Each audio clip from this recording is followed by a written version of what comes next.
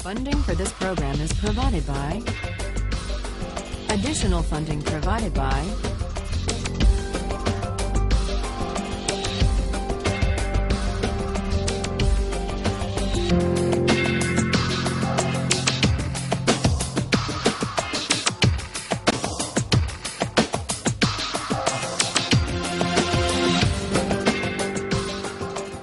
When we finished last time,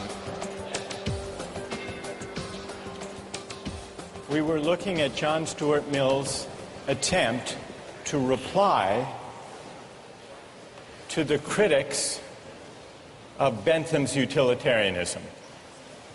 In his book, Utilitarianism, Mill tries to show that critics to the contrary, it is possible within the utilitarian framework to distinguish between higher and lower pleasures. It is possible to make qualitative distinctions of worth, and we tested that idea with the Simpsons and the Shakespeare excerpts. And the results of our experiment seem to call into question Mill's distinction, because a great many of you reported that you prefer the Simpsons, but that you still consider Shakespeare to be the higher or the worthier pleasure. That's the dilemma with which our experiment confronts Mill. What about Mill's attempt to account for the specially weighty character of individual rights and justice in Chapter 5 of Utilitarianism? He wants to say that individual rights are worthy of special respect.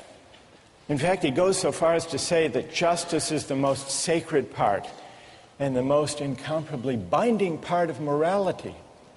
But the same challenge could be put to this part of Mill's defense.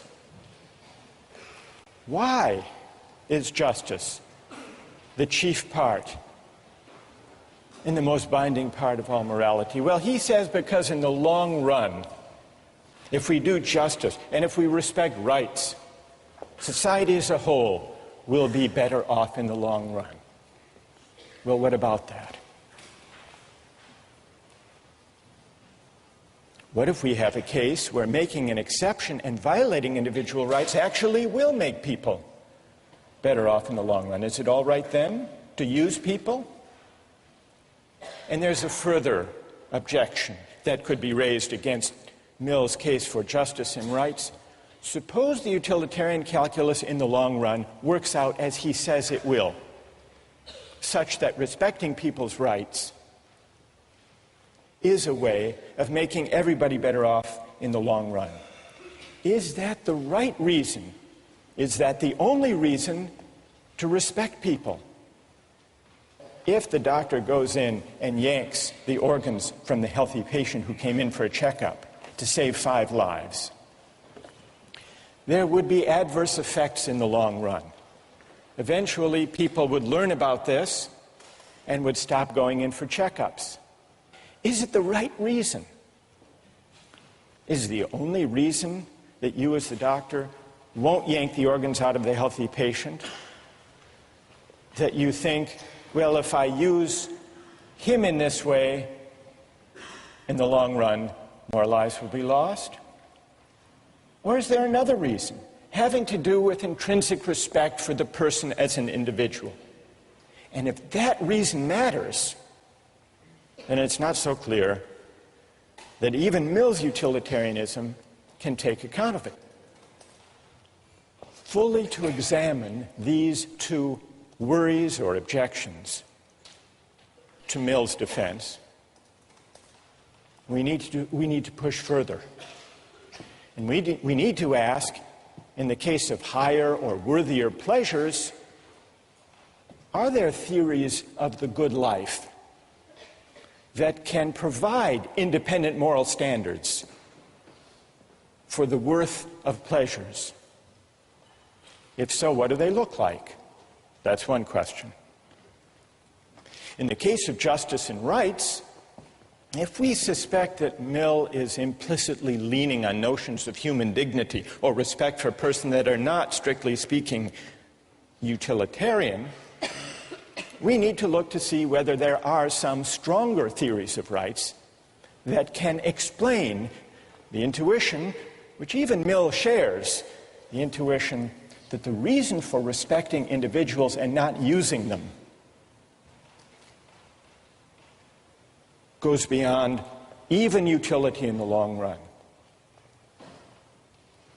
Today we turn to one of those strong theories of rights. Strong theories of rights say individuals matter not just as instruments to be used for a larger social purpose or for the sake of maximizing utility. Individuals are separate beings with separate lives worthy of respect. And so it's a mistake, according to strong theories of rights, it's a mistake to think about justice or law by just adding up preferences and values. The strong rights theory we turn to today is libertarianism. Libertarianism takes individual rights seriously. It's called libertarianism because it says the fundamental individual right is the right to liberty. Precisely because we are separate individual beings, we're not available to any use that the society might desire or devise. Precisely because we are individual, separate human beings, we have a fundamental right to liberty. And that means a right to choose freely, to live our lives as we please, provided we respect other people's rights to do the same. That's the fundamental idea. Robert Nozick, one of the libertarian philosophers we read for this course, puts it this way: individuals have rights.